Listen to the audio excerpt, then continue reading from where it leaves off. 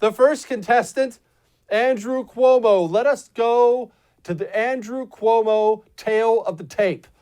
He is responsible for the largest nursing home death scandal. Last estimate I saw was 15,000, which is, you know what? Let's pause there for a moment. In all seriousness, we have a governor in America who was celebrated by the system, and he is almost undoubtedly responsible for the deaths of 15,000 people. Wrap your mind around that. Wrap your mind around the people we celebrate versus the ones we demonize. It's crazy, right? It's insane to me.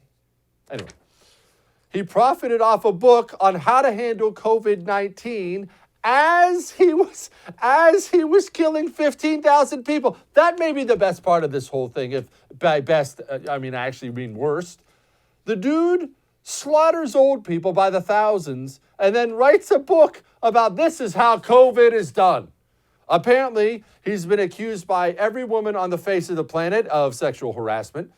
He denies all allegations of it. There's no surprise on that. Now, Cuomo's an interesting character in that Cuomo is not widely hated on the right.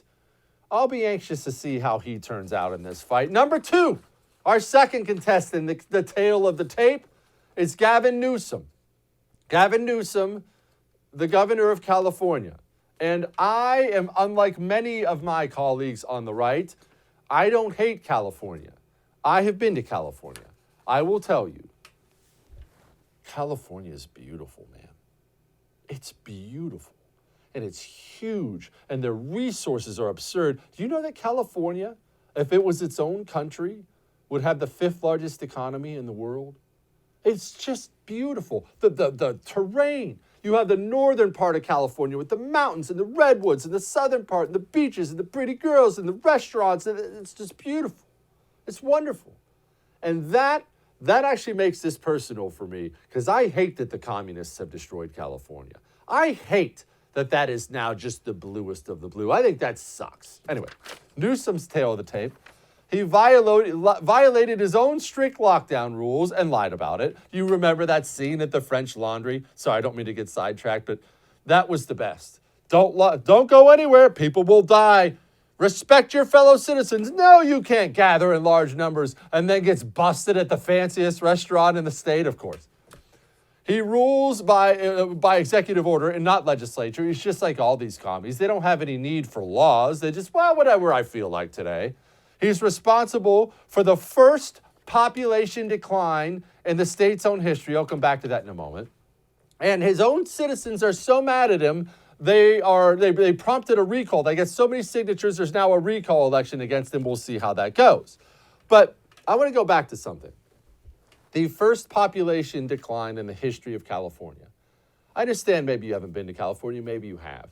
But I wasn't just playing that up for TV, how beautiful it is. It has so many places that are jaw-dropping. It's gorgeous. It's so cool. Do you know how horrible you have to be to make that place so bad your people are all, I'm leaving. It sucks here. If you're able to ruin California, there's nothing you can't ruin. What Gavin Newsom has done is astounding. And finally, that brings us to Governor Ratchet of Michigan. Yes, I know her name is Gretchen Whitmer. I think she is basically the entire character of Nurse Ratchet in One Flew Over the Cuckoo's Nest, so I refer to her as Governor Ratchet. What's on her resume? Well, she imposed some of the strictest lockdowns in the country. She then, after telling her constituents not to travel to Florida, hops on a private jet and travels to Florida. And she's also, this is going way, way, way underneath the radar. She also, I should say, she killed a lot of people. Now, the Cuomo stuff is the one getting all the love on the news. Andrew Cuomo responsible, thousands of deaths. They have this same scandal going on in places like Michigan and Pennsylvania, and you can bet your life every day Gretchen Whitmer wakes up and she picks up her phone. She probably has a Jesse Kelly case too, by the way, but she wakes up and checks out her phone and says to herself, woo, thank goodness they're not talking about me today. I'm glad no one noticed. And Whitmer, she did that thing where she traveled to Florida for the same reason that Gavin Newsom issued the lockdown orders and went to the restaurant.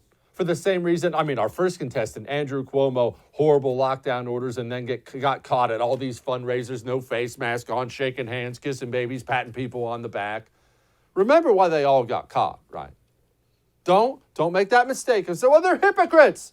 Well, yeah, they are hypocrites. We all are hypocrites to some extent, if we're being honest. I know we're not as bad as politicians, but the hypocrisy is something that we all struggle with. But it's not that they're hypocrites. You're taking the wrong lesson from that. These people issue these strict lockdowns and then go violate them, not because they're hypocrites, because they're not worried about coronavirus. That's the hardest thing for people to accept. They're not worried about getting coronavirus.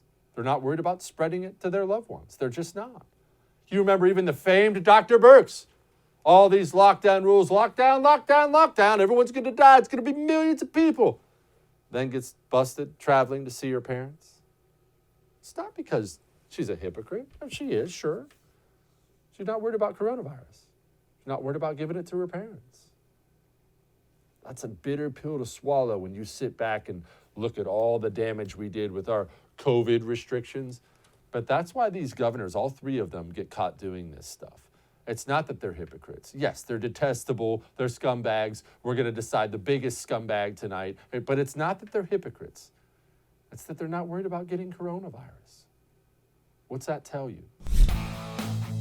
Hey, thanks so much for watching The First on YouTube. If you liked what you saw, go ahead and like and subscribe. You heard me. Like it, subscribe. You'll get a lot more of it and a lot more of me. Thanks.